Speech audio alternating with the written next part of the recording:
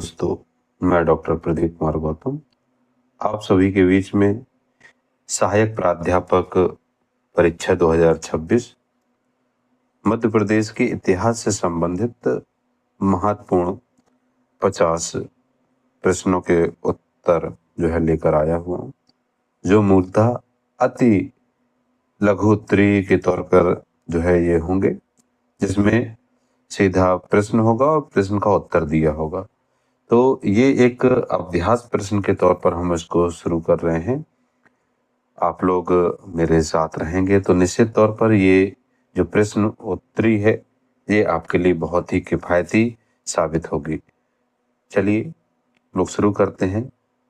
तो पहला प्रश्न जो है वह है कि नर्मदा मानव की खोपड़ी के साथ मध्य प्रदेश में कहाँ से प्राप्त हुए हैं। तो इसको अगर हम लोग देखें तो ये आपका हथनौरा जो सीहोर जिला पड़ता है, सीहोर जिला में जो है प्राप्त हुआ है, जिसे डॉक्टर अरुण सोनकिया द्वारा 1982 ईस्वी में खोजा गया था। और यह क्या है, आपका भारत का सबसे प्राचीन जीवाश्म है। इसी तरीके से दूसरा जो महत्वपूर्ण प्रश्न है उसको देखेंगे कि भीमबेटका के शैल चित्रों की खोज किस वर्ष और किसने की थी। तो यह 1957-58 में डॉक्टर विष्णु श्रीधर वाकड़कर द्वारा किया गया था।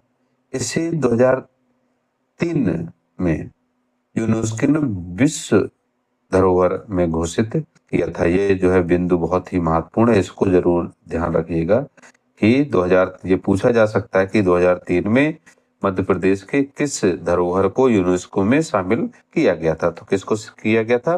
भीमबेटका। ये चीज हम लोग ध्यान रखें। फिर अगला महत्वपूर्ण बिंदु, मध्य प्रदेश की प्रथम ताम्र पाषाणिक बस्ती कौन सी मानी जाती है। तो कौन सी मानी जाती है, हम लोग ध्यान रखें, कायथा, जो उज्जैन जिले में पड़ता है। इसकी खोज डॉक्टर वाकड़कर ने की थी। यह प्रसिद्ध खगोलविद वराह मिहिर की क्या है, जन्मस्थली है। यह भी हम लोग बिंदु ध्यान रखें। फिर अगला बिंदु है, सती प्रथा का प्रथम लिखित अभिलेखी साक्ष्य मध्य प्रदेश में कहां से मिला। मतलब ये कि ऐसा साक्ष्य कि भारत देश में सती प्रथा प्रचलन में थी, तो ये कहां से मिला। यह एरण जो है सागर अभिलेख जो है कब का है, 510 ईस्वी का है, जो गुप्त शासक भानुगुप्त के सेनापति गोपराज की मृत्यु पर सती होने का साक्ष्य है। तो हम लोग ये ध्यान रखें कि मध्य प्रदेश में प्रथम जो है सती प्रथा का लिखित अभिलेखी साक्ष्य कहाँ से मिला, तो एरण से मिला, जो सागर जिला में है। फिर आगे हम लोग देखें, अगला जो बिंदु है रहेगा वो महाजनपद और मौर्य एवं शुंग काल से रहेगा।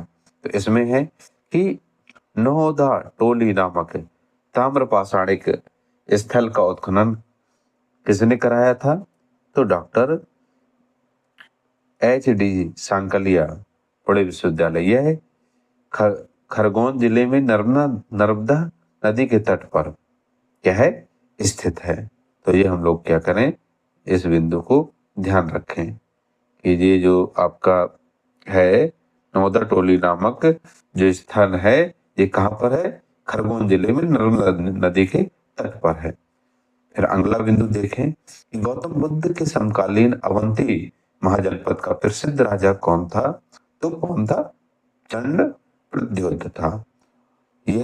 जब यह बीमार हुए तो मगध नरेश बिंबिसार ने राजवैद्य जीवक को इनके उपचार हेतु भेजा था। तो यह बिंदु हम लोग ध्यान रखें। अगला बिंदु हम देखें महत्वपूर्ण कि सम्राट अशोक नौर शासक बनने से पहले कहाँ के राज्यपाल या वायसराय थे। तो कहाँ के थे, तो इसमें है उन्होंने अवंती के थे। कहाँ, अवंती उज्जैनी के। उन्होंने यहाँ लगभग 11 वर्षों तक शासन किया तथा विदिशा की महादेवी से विवाह किया। फिर अगला बिंदु हम लोग देखें कि अशोक के किस लघु शिलालेख में उसका वास्तविक नाम अशोक मिलता है। तो कहाँ मिलता है, तो गुर्जर अभिलेख, और ये गुर्जर अभिलेख कहाँ है, दतिया में है। इसके अतिरिक्त सीहोर की पानगुराड़िया से अशोक के साक्ष्य प्राप्त होते हैं। तो हम लोगों को ये ध्यान जो है रखना है। फिर अगला बिंदु देखें, अगला बिंदु क्या है, तो अगला बिंदु हमारा है कि मौर्योत्तर काल में शुंग वंश ने अपनी राजधानी कहाँ स्थापित की थी, तो कहाँ स्थापित की थी, यह विदिशा में की थी। कहाँ, विदिशा। पुष्यमित्र शुंग ने अंतिम मौर्य शासक की हत्या कर शुंग वंश की नींव रखी तथा विदिशा को प्रमुख केंद्र बनाया। फिर अगला बिंदु रखें, देखें कि हेलियोडोरस का प्रसिद्ध गरुड़ स्तंभ मध्य प्रदेश में कहाँ स्थित है, तो कहाँ पर स्थित है, विदिशा में है। हम लोग ध्यान रखें कहाँ पर है, विदिशा में है। शुंग शासक भागभद्र के काल में यवन राजदूत हेलियोडोरस ने यहाँ भागवत धर्म अपनाकर गरुड़ ध्वज स्थापित किया। ये बिंदु हम लोग ध्यान रखें कि पूछा जा सकता है कि कौन सा ध्वज स्थापित किया गया था, तो गरुड़ ध्वज स्थापित किया गया था। फिर अगला बिंदु देखें कि कुमारगुप्त के शासन काल का प्रसिद्ध तुमौन अभिलेख कहाँ स्थित है, तो कहाँ पर स्थित है, गुना में। कहाँ पर है, गुना, तुमौन नामक स्थान में, गुना जिले के तुमौन नामक स्थान में स्थित है। इस अभिलेख में गुप्त शासक कुमारगुप्त को सकल शरदकालीन सूर्य की भांति तेजस्वी बताया गया है। अब इसका अभिलेख, अब इसकी क्रम में आगे देखें कि गुप्त काल का प्रसिद्ध टिकवा का विष्णु मंदिर मध्य प्रदेश के किस जिले में स्थित है, तो कहाँ पर है, कटनी में है। और कटनी में कहाँ, पूर्व जबलपुर का जो भाग है वहां पर स्थित है। यह गुप्तकालीन पाषाण निर्मित स्थापत्य कला का एक बेजोड़ उदाहरण है। आगे हम लोग देखें इसी क्रम में, प्रश्न क्या है कि उदयगिरी की प्रसिद्ध गुफाओं विशेषकर गुफा संख्या 5 वराह अवतार का निर्माण किस काल में हुआ, तो किस काल में हुआ है, हम लोग ध्यान दें, गुप्त काल में। चंद्रगुप्त द्वितीय, विक्रमादित्य और उनके मंत्री वीरसेन के संरक्षण में विदिशा के पास यह क्या किया गया, उदयगिरी की गुफाओं और खासकर वराह अवतार की जो गुफा है 5वें नंबर की, उसका निर्माण कब हुआ, गुप्त काल में हुआ। इसी क्रम में देखें तो 14 नंबर का प्रश्न है, हूण शासक तोरमाड़ के मध्य प्रदेश में आधिपत्य का लिखित साक्ष्य कहाँ से प्राप्त होता है, तो कहाँ से प्राप्त होता है, ऐरण का वराह मूर्ति अभिलेख से। कहाँ से प्राप्त होता है, हम लोग ध्यान रखें कि ऐरण का वराह मूर्ति अभिलेख। इस अभिलेख पर हूण राजा तोरमाड़ के प्रथम वर्ष के शासनकाल का उल्लेख दर्ज है। इसी क्रम में हम लोग आगे देखें तो 15वां नंबर का प्रश्न है, गुप्तकालीन प्रसिद्ध बौद्ध चित्रकला का केंद्र बाघ की गुफाएं मध्य प्रदेश के किस जिले में स्थित हैं, तो कहाँ पर है, धार जिले में है। यहाँ कुल 9 गुफाएं हैं जिसकी चित्रकला की तुलना अजंता की गुफाओं से की जाती है। और इसकी खोज किसने की थी, इसकी खोज डेंजर फील्ड ने 1818 में की थी। अगला है प्रश्न है कि ओल्लेकर राजवंश के किस प्रतापी राजा ने मध्य प्रदेश क्षेत्र में हूण आक्रांता मेहर कुल को पराजित किया था, तो किसने किया था, यशोव धर्मन ने दसपुर नामक स्थान पे जो मंदसौर जिले में पड़ता है, तो क्या है, मंदसौर अभिलेख के अनुसार उन्होंने मेहर कुल को पराजित कर अपनी सत्ता स्थापित की थी। ठीक है ना, किसने, यशोधर्मन ने। अगला बिंदु देखें, अगला बिंदु क्या है कि जेजाक भुक्ति के चंदेल राजवंश की स्थापना किसने और कब की थी, तो कब किसने की थी, नन्नुक ने की थी। किसने की थी, नन्नुक ने। ये हम लोग बिंदु ध्यान रखें। जेजाक भुक्ति बुंदेलखंड का प्राचीन नाम है जो चंदेल राजा जय शक्ति जेजा के नाम पर पड़ा है। ये हम लोगों के लिए बहुत महत्वपूर्ण जानकारी है। फिर आगे हम लोग देखें कि खजुराहो के कंधारिया महादेव मंदिर का निर्माण किस चंदेल राजा ने कराया था? तो राजा विद्याधर ने कराया था। उन्होंने महमूद गजनवी पर अपनी विजय के उपलक्ष्य में इस सबसे भव्य मंदिर का निर्माण कराया था। इसी क्रम में 19वें नंबर का प्रश्न देखें। ये प्रसिद्ध सेनानी आला उदल किस चंदेल राजा के दरबारी और रक्षक सेनापति थे? तो किसके थे? परमार देव के थे। ये तो किसके थे? परमार देव के। पृथ्वीराज चौहान के विरुद्ध 1182 के महोबा युद्ध में दोनों भाई वीरता पूर्वक लड़ते हुए शहीद हुए। फिर अगला क्रम है, इसी में देखें कि खजुराहो के कल्पतरु समान मंदिरों को किस वर्ष यूनेस्को विश्व धरोहर सूची में शामिल किया गया? तो वर्ष 1986 में। यह मध्य प्रदेश का यूनेस्को द्वारा घोषित प्रथम विश्व धरोहर स्थल है। क्या है? अब इस बिंदु को बहुत ध्यान रखिएगा कि खजुराहो के कल्पतरु के समान मंदिरों को किस वर्ष यूनेस्को विश्व धरोहर सूची में शामिल किया गया? तो किस वर्ष किया गया? 1986 में। और यह मध्य प्रदेश का यूनेस्को द्वारा घोषित प्रथम विश्व धरोहर स्थल है। ये पूछा जा सकता है कि यूनेस्को द्वारा मध्य प्रदेश का प्रथम विश्व धरोहर कब किया गया था या कौन है? तो कब किया गया था? 1986 में किया गया था। कौन सा है? तो खजुराहो के कल्पतरु समान मंदिर। तो खजुराहो का कल्पतरु मंदिर, ये हम लोग ध्यान दे सकते हैं। फिर आगे इसी क्रम में देखें कि मालवा के परमार राजवंश का वास्तविक स्वतंत्र संस्थापक किसे माना जाता है? किसे माना जाता है? सियक द्वितीय को, श्रीहर्ष को। इन्होंने राष्ट्रकूटों की अधीनता को त्याग कर स्वतंत्र परमार वंश की स्थापना की थी। इसी क्रम में अगला प्रश्न है कि परमार राजा भोज ने अपनी राजधानी उज्जैन से कहाँ स्थानांतरित की?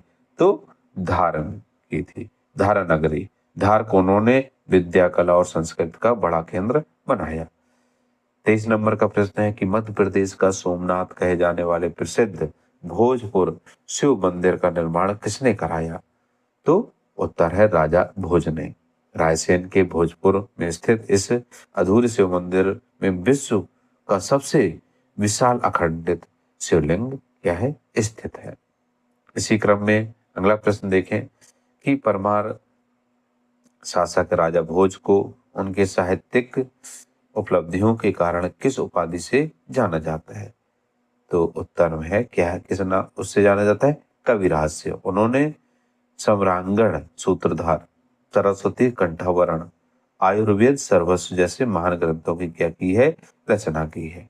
तो हम लोग ये ध्यान रखें कि जो राजा भोज थे, राजा भोज को एक तो उन्हें जो साहित्यिक उपलब्धि है वह कविराज के नाम से हुई है, और दूसरा कि राजा जो भोज हैं उन्होंने सम्रांगण, सूत्रधार, सरस्वती कंठावरण और आयुर्वेद सर्वस्व जैसे महत्वपूर्ण ग्रंथों की रचना की है। इसी क्रम में हम लोग आगे देखें तो क्या है? त्रिपुरी के कलचुरी राजवंश की स्थापना किसने की थी? तो किसने की थी? कोकल प्रथम ने। इन्होंने जबलपुर के पास त्रिपुरी को अपनी राजधानी बनाया था।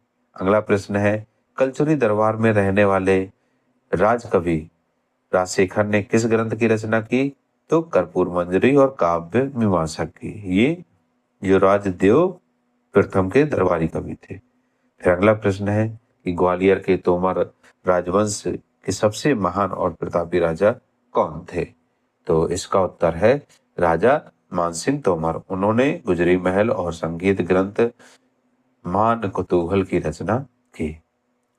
इसी क्रम में 88वें नंबर का प्रश्न है कि ग्वालियर किले के चतुर्भुज मंदिर का निर्माण प्रतिहार काल में किसने कराया था? तो किसने कराया था? अल्लाह बेल्लभ भट्टाचार्य के पुत्र अल्लाह जो नाम थे उन्होंने इसको कराया था। यहाँ शून्य का सबसे पहला लिखित साक्ष्य अंकित है। ठीक है, तो इसी क्रम में आगे देखें बुंदेला, बघेल और गोंडवाना रियासत के संबंध में प्रश्न होंगे महत्वपूर्ण कि ओरछा कि बुंदेला राजवंश की स्थापना किसने की? तो रुद्र प्रताप बुंदेला 1531 ईस्वी इन्होंने ओरछा को राजधानी बनाया। अगला प्रश्न है कि प्रसिद्ध जहांगीर महल किसने बनवाया? तो वीर सिंह देव बुंदेला ने ओरछा में निर्मित कराया था। इसी क्रम में कि गोंड साम्राज्य के प्रतापी राजा सम्राट सहाय का मूल नाम क्या था? तो क्या था? अमरदास था। इन्होंने संस्कृत ग्रंथ रस रत्नमाला भी लिखा है, तो ये हम लोगों को ध्यान रखना चाहिए। अगला प्रश्न है कि रानी दुर्गावती कहाँ वीरगति प्राप्त हुई? तो कहाँ पर हुई थी? नरनई नाला में, जो जबलपुर के पास अशफाक खां से लड़ते हुए जो है इन्होंने क्या थी? वीरगति को प्राप्त किया था। इस देश में एक से बढ़कर एक क्रांतिकारी महिलाएं हुई हैं जो लगातार देश के लिए बलिदान देती रही। फिर अगला प्रश्न है कि बघेल राजवंश की प्रथम राजधानी कहाँ थी? उत्तर देखिए तो क्या थी? बांधवगढ़। रामचंद्र सिंह के काल में तानसेन इसी दरबार की शोभा थे।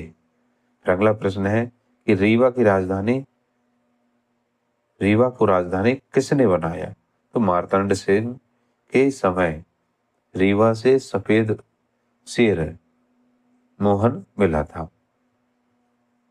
फिर अगला प्रश्न है, देखिए इंदौर में होलकर राजवंश की स्थापना किसने की थी? तो मल्हार राव होलकर ने। पेशवा बाजीराव प्रथम ने उन्हें मालवा क्षेत्र सौंपा था। फिर इसी क्रम में देखें अगला प्रश्न है 36 नंबर का प्रश्न कि देवी अहिल्याबाई ने अपनी राजधानी कहाँ स्थानांतरित की थी? तो कहाँ की थी? महेश्वर खरगोन में। महेश्वर को उन्होंने हथकरघा उद्योग और संस्कृत का केंद्र बनाया था। फिर अगला प्रश्न है ग्वालियर में सिंधिया रियासत का संस्थापक किसे माना जाता है? किसे माना जाता है? राणोजी सिंधिया, जिन्होंने शुरुआती केंद्र उज्जैन को बनाया था। फिर अगला प्रश्न है कि किस सिंधिया शासक ने 1880 में राजधानी उज्जैन से ग्वालियर स्थानांतरित की? तो किसने की थी? दौलत राव सिंधिया। इन्होंने ही ग्वालियर में लश्कर छावनी बसाई थी। फिर अगला प्रश्न इसी में देखें, इसी क्रम में कौन सा है? तो अगला प्रश्न है 39 नंबर का कि मध्य प्रदेश में 1857 की क्रांति का प्रारंभ सर्वप्रथम कहाँ हुआ था? तो कहाँ हुआ था? नीमच छावनी में 3 जून 1857 को। यहाँ पैदल घुड़सवार सैनिकों ने विद्रोह का शंख नाद किया था। अगला प्रश्न है कि रामगढ़ मंडला की किस वीरांगना ने अंग्रेजों के विरुद्ध लड़ते हुए वीरगति पाई? तो कौन थी वो? रानी अवंतीबाई लोधी। इन्हें मध्य प्रदेश की झांसी की रानी की संज्ञा दी जाती है। फिर है मध्य प्रदेश में बुंदेला विद्रोह किस वर्ष हुआ था? तो कब हुआ था? 1842 में। जवाहर सिंह बुंदेला और मधुकर सहाय इसके प्रमुख थे, मतलब दोनों तरफ के योद्धा थे। 44 नंबर का प्रश्न है कि मध्य प्रदेश का प्रथम झंडा सत्याग्रह 1923 ईस्वी में कहाँ हुआ था?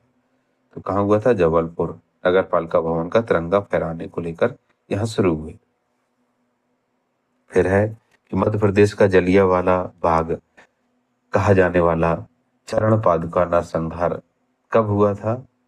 तो वह कब हुआ था? 14 जनवरी 1931 को छतरपुर में उर्मिला नदी के तट पर शांतिपूर्वक सभा पर कर्नल फिशर ने गोलियां चलवाई थी। ठीक है। फिर अगला प्रश्न है कि क्रांतिकारी चंद्रशेखर आजाद का जन्म मध्य प्रदेश के किस स्थान पर हुआ था? कहाँ पर हुआ था? भाभरा। अब चंद्रशेखर आजाद नगर अलीराजपुर। इनका जन्म 23 जुलाई 1906 को हुआ था। फिर है अगला प्रश्न कि प्रिया जंगल सत्याग्रह 1930 के प्रमुख सूत्रधार कौन थे? तो कौन थे? दुर्गा शंकर मेहता। इन्होंने सिवनी जिले में नमक सत्याग्रह के समर्थन में जंगल कानून तोड़ा था। फिर अगला है कि मध्य प्रदेश में भारत छोड़ो आंदोलन 1942 की शुरुआत कहाँ से हुई थी, तो कहाँ से हुई थी? विदिशा ग्वालियर रियासत से। यहाँ से आंदोलन की चिंगारी पूरे मध्य प्रदेश में फैली। फिर अगला है मध्य प्रदेश में घोड़ा डोंगरी जल संग्रह,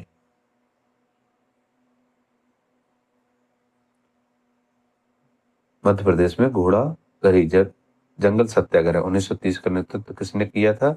तो गंजम सिंह कोरकू ने। बैतूल जिले के आदिवासी क्षेत्र में इन्होंने अंग्रेजों का कड़ा विरोध किया। फिर अगला और लास्ट प्रश्न है कि सोहावत का नरसंहार मध्य प्रदेश के किस जिले से संबंधित है? तो सतना जिले से। हिनौता गांव 1938। इसे लाल बुद्ध प्रताप के नेतृत्व की सभा पर हुए हमले के कारण महाजन गोलकांड भी कहते हैं। तो इस तरीके से आपके कुल आज 50 प्रश्न जो है हम लोगों ने यहाँ पर क्या किए हैं, देखे हैं, जो बहुत ही महत्वपूर्ण है। और आप लोगों को वीडियो अच्छा लगे तो चैनल को लाइक और सब्सक्राइब जरूर कीजिएगा, अपने मित्रों तक इस वीडियो को पहुंचाइएगा। इसके साथ आज ये मैं पहला वीडियो बना रहा हूँ इस टॉपिक पर, और आप ये निश्चित मानिए कि आगे जो प्रैक्टिस सेट आएंगे वो बहुत ही स्तरीय होंगे और आप लोगों को बहुत ही लाभप्रद होंगे, आपको लाभ अवश्य मिलेगा। तो सभी को जय हिंद।